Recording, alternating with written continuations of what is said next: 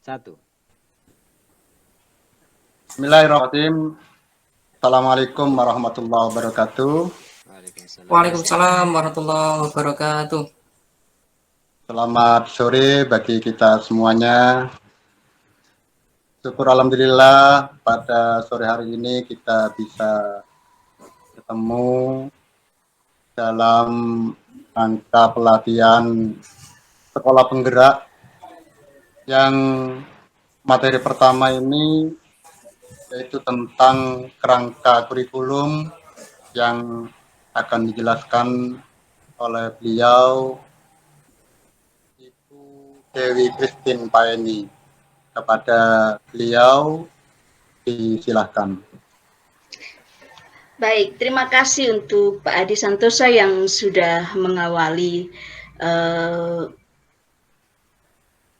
pelatihan kita pada sore hari ini.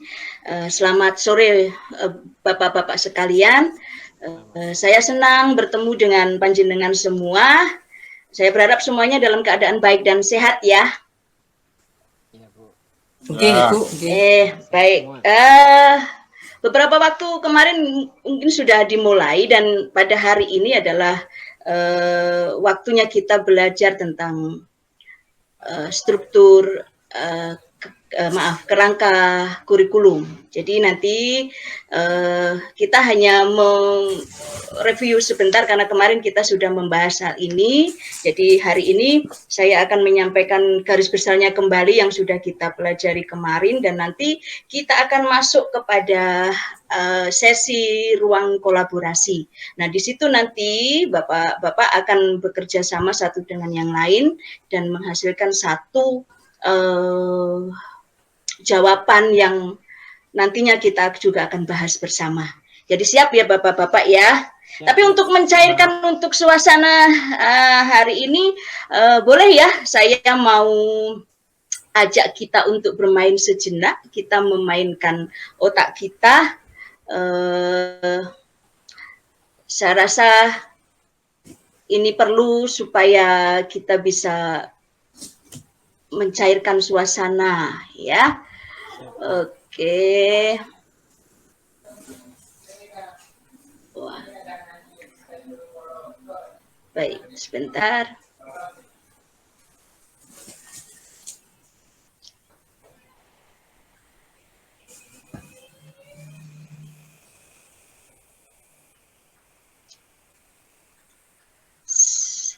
Saya akan lihat di sini ya. Kita akan belajar tentang buah-buahan. Oke. Sudah dilihat ya, Bapak? Ya, sudah ketemu. Untuk gambarnya? Sudah. Nama tentang hewan, Bu, ya, tentang hewan ini. Oh, sudah masuk ya? Iya. Ya? Iya, sudah. Hewan-hewan. Kita mau hewan atau mau buah? Ini buah saja, Bu. Buah saja. Ya, boleh lah. Oh, buah. Oke. Kita mau lihat. Oke. Nah, disiapkan nanti siapa yang mendapatkan nilai yang banyak akan dikasih reward ya. Siap ya? Yang pertama. Yang pertama kita lihat buah apa ini?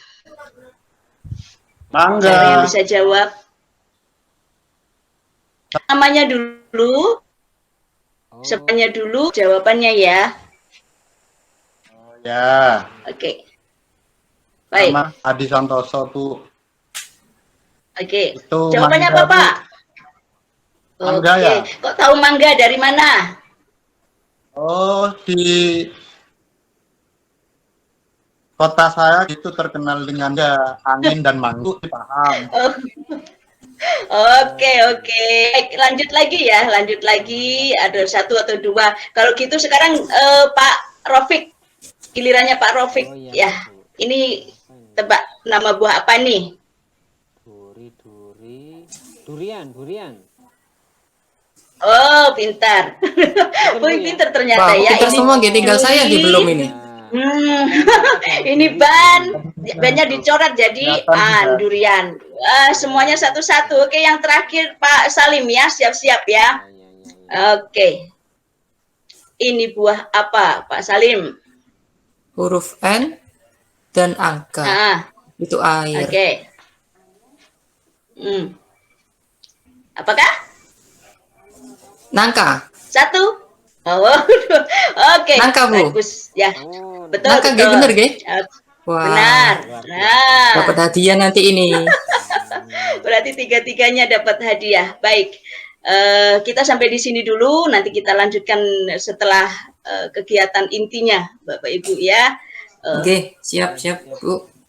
Oke, baik. Kalau Bu. gitu kita terima kasih ya. Jadi kita benar-benar bisa masuk di materi berikutnya. Bapak Ibu, kita akan lihat dulu materi yang berikutnya. Sudahkah bisa lihat? belum Bu, Masih belum, Ibu? Belum. belum muncul. Belum kelihatan. Bentar ya. Bentar. Saya lagi.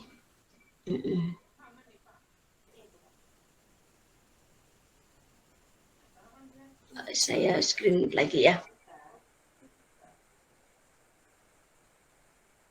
Sekali lagi, sabar ya. Iya Bu, mungkin kendala jaringan ini Bu. Ya. Agak lemot memang ini, minta, Bu. minta maaf ya. Bentar.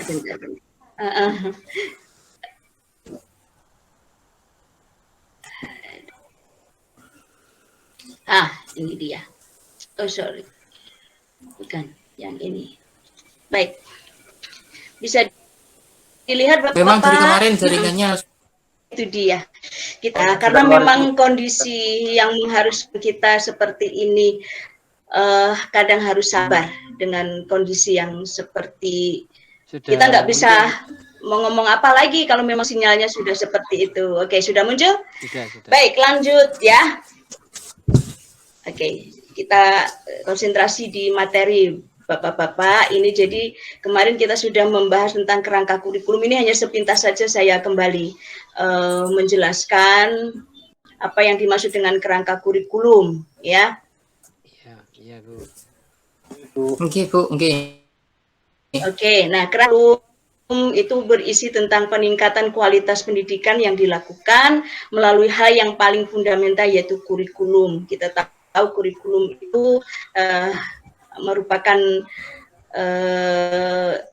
prinsip yang harus memang dilakukan di sekolah. Nah, terus kurikulum itu bersifat dinamis, jadi harus mengikuti dan dikembangkan sesuai dengan kebutuhan perkembangan zaman. Maka waktu pembelajaran pun dengan paradigma yang baru.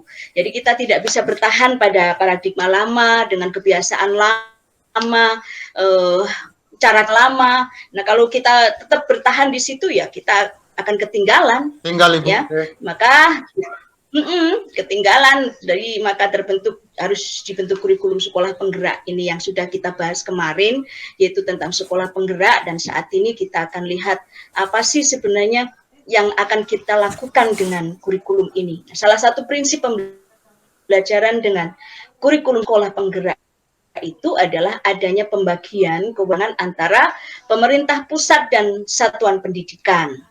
Nah, kita akan lihat apa saja tuh sebenarnya kewenangan pusat dan kewenangan satuan pendidikan. Yang tidak bisa kita otak-atik lagi itu kewenangan pusat itu, mereka memiliki kewenangan untuk apa? Untuk menetapkan struktur kurikulum, kemudian untuk menetapkan profil pelajar Pancasila yang kita juga sudah bahas kemarin, terus juga capaian pembelajaran.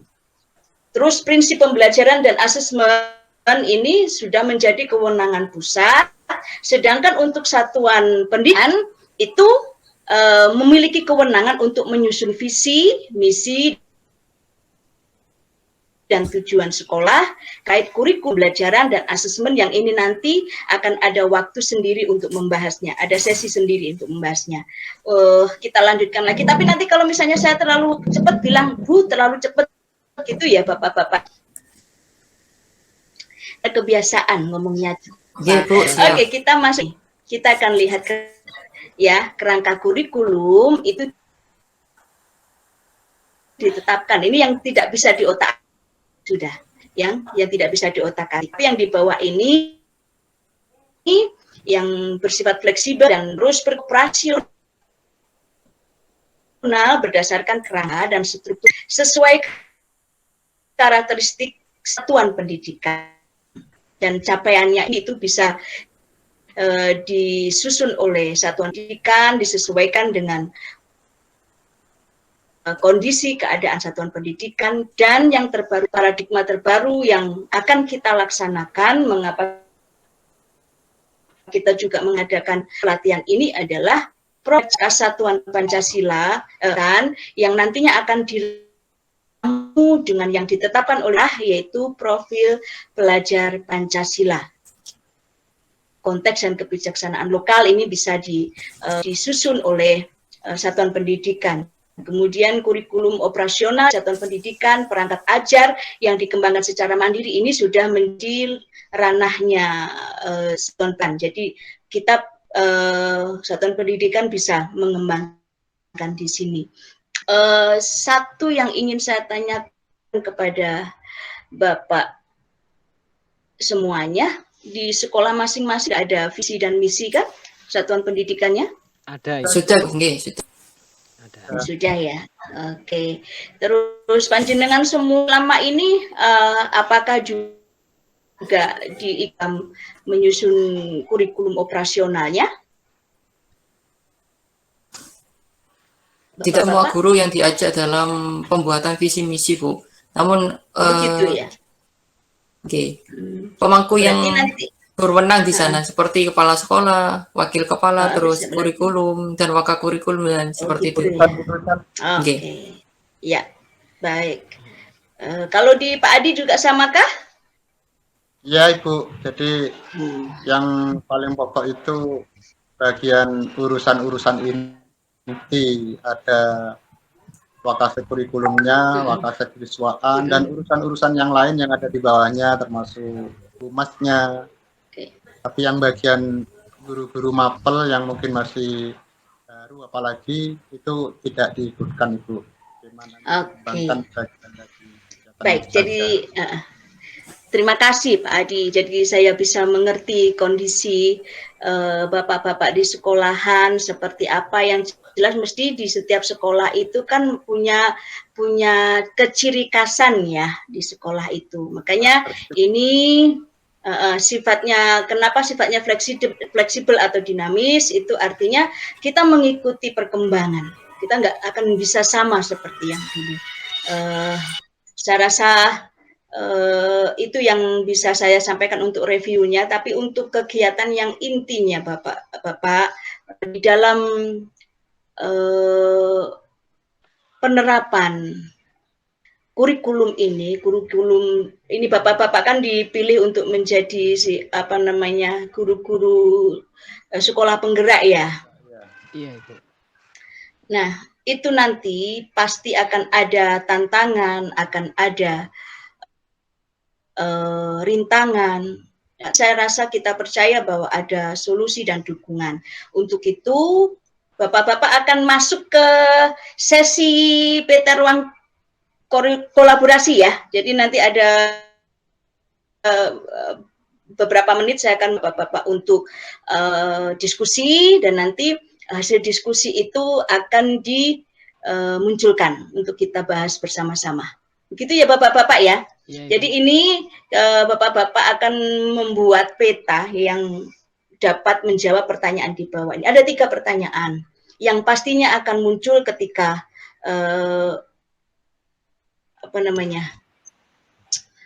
kurikulum ini akan dilaksanakan ya. Sebelum ini saya kenapa masuk di sini, ini untuk kita akan bahas nanti untuk materi selanjutnya ya di struktur kurikulum nanti. Baik, ada 3 pertanyaan. Apa potensi tantangan yang akan muncul ketika menerapkan kurikulum sekolah penggerak di satuan pendidikan? Terus apa saja solusi yang mungkin diterapkan untuk mengatasi potensi tantangan yang terjadi pada penerapan kurikulum sekolah penggerak? Terus kemudian apa saja dukungan yang diperlukan menerapkan kurikulum sekolah penggerak di satuan pendidikan? Bisa dipahami Bapak-bapak? Ini apa bentuknya, tapi nanti bisa tersan sekreatifan jenengan. Jadi di potensi tantangan itu coba jabarkan semua muncul di sana. Kemudian solusinya apa yang mengatasi tantangan itu, kemudian dukungan apa, dukungan dari mana, dukungan siapa yang bisa untuk menjalankan solusi itu. Bisa dipahami? Iya, bisa. Bapak-bapakku. Ya, Ibu. Oke, ini Baik, untuk kita pengerjaannya kelompok atau sendiri, Bu? kelompok aja. Jadi nanti ada satu yang akan kita kita bahas di sini, terus kemudian kita akan merefleksikan bersama-sama, kita akan lihat apa ada kemungkinan-kemungkinan yang dapat kita lakukan, ya. Oke, saya tunggu beberapa menit. Ini saya berapa menit dulu. Bu untuk waktu anunya? Kerja kelompoknya berapa menit Bu? Sesi berapa menit? Oke. Satu, kan ini tugas sudah kemarin kan sebenarnya. Iya, Bu. Ini tugas sudah kemarin. Sudah disampaikan, cuman tinggal Bapak menyetujui siapa yang akan menyampaikan, seperti itu kan? Oh iya, Bu. Ya, iya, Ibu. Oke. Mungkin sebelum masuk ini boleh bertanya, Ibu. Oke, silahkan. Oh ya, tadi dijelaskan sama Ibu Christine yang hak patennya pusat itu adalah yang membuat struktur kurikulumnya, capaian pembelajarannya, dan tujuan pembelajaran. Jadi satuan pendidikan itu hanya dikasih keleluasaan, fleksibilitas untuk membuat visi dan misinya, sepertinya gitu Ibu ya. Dan termasuk pembuatan apa itu namanya, modul ajarnya itu diserahkan ke satuan pendidikan Ibu. Betul. Jadi gini Bapak, kan untuk capaian itu memang yang menentukan adalah dari pusat. Nanti kita punya hak untuk menjabarkannya. Nah, dari capaian itu kita punya hak untuk menjabarkan masuk dalam ketujuannya. Tujuan jadi, dan nanti itu disesuaikan dengan kondisi anak-anak didik kita itu seperti apa, itu seperti itu. Dan memang untuk modul ajar pun diserahkan kepada kita supaya kita punya kekreatifan untuk bisa sampai pada anak-anak. Jadi kan kita yang tahu kondisi anak kita, kemampuan anak kita seperti apa, jadi modul yang cocok itu seperti apa, kita yang tahu. Itu memang diberikan keleluasaan untuk satuan pendidikan termasuk dalam. Seperti itu, bisa paham ya? Bisa Ibu, ya sudah bisa. Oke, bisa Bu. Oke. Baik. Ya, terima kasih untuk sekarang waktunya bisa mempresentasikan hasil dari pertanyaan tadi. Siapa yang wakili? Pak Adi, Pak Rofik atau Pak Agus? Pak Agus, Bu. Pak Agus. Oke, ini kemarin untuk kolaborasi atau kerja kelompok yang menjadi notulen yaitu saya Ibu. Dan juga diskusi kemarin juga sudah memberikan hasil dari apa yang diminta oleh Ibu. Bisa seperti itu. Mungkin tampilkan Bu. Oke, siap. Oke, nanti coba kita lihat. Nanti yang Pak Rofik atau Pak Adi bisa menambahkan atau memberikan tanggapan ya. Oke, Bu. Ya, Bu.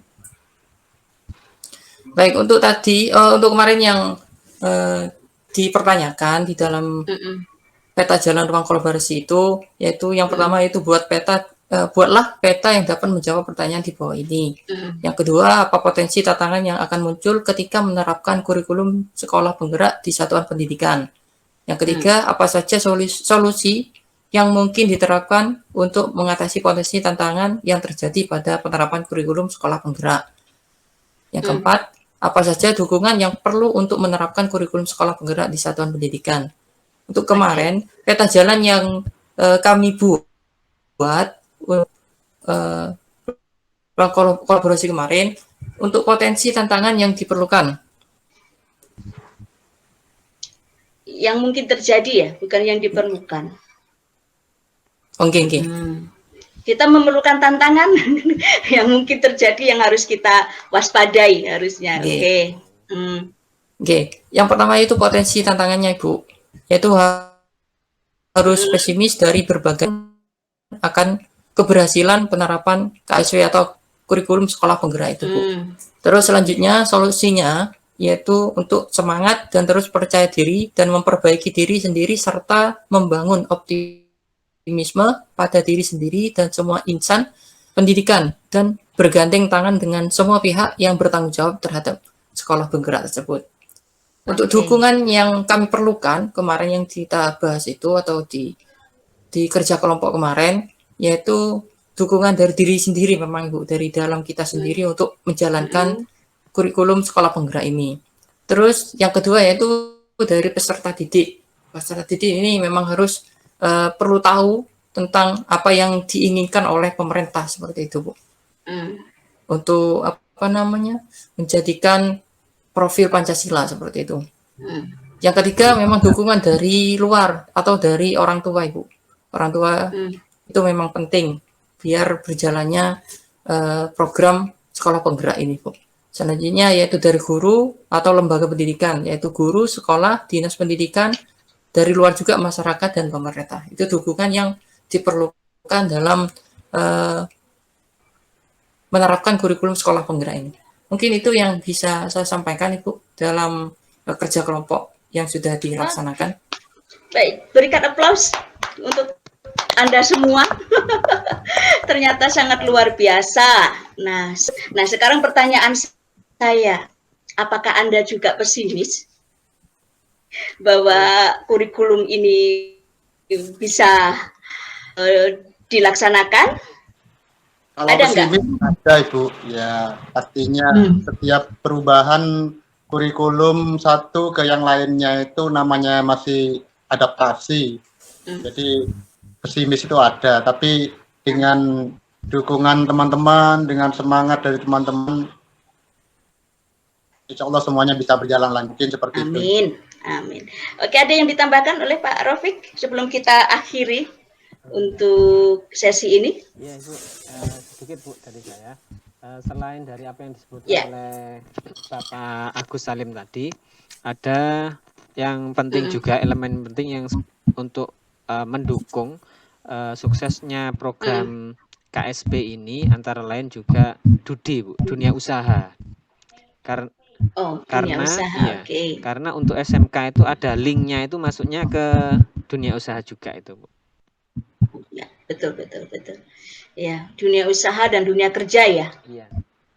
Mestinya. Oke. Baik, Bapak-bapak, saya sangat salut sekali untuk panjenengan semua yang sepertinya sudah cukup paham dengan materi ini, dan kita berharap kita semua bisa menjadi guru-guru yang dipercaya oleh sekolah, yang nantinya bisa menggerakkan sekolah kita untuk bisa benar-benar menciptakan ya anak-anak kita yang memiliki profil Pancasila dalam diri mereka. Dan dimulai dari mana? Dari diri kita juga. Ya, baik Bapak-bapak, karena keterbatasan waktu yang diberikan untuk saya akhiri dulu untuk sesi kita pada sore hari ini.